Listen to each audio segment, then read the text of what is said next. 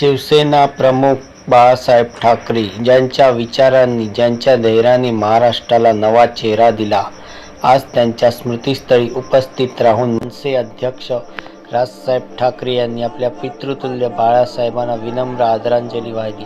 वारसा त्या दोघांचाही तोच, मातृभूमी प्रेमाचाही तोच आणि महाराष्ट्रासाठी झटण्याचाही तोच. राजसाहेबांचा हा क्षण महाराष्ट्राच्या मनात कायम कोरला जाईल.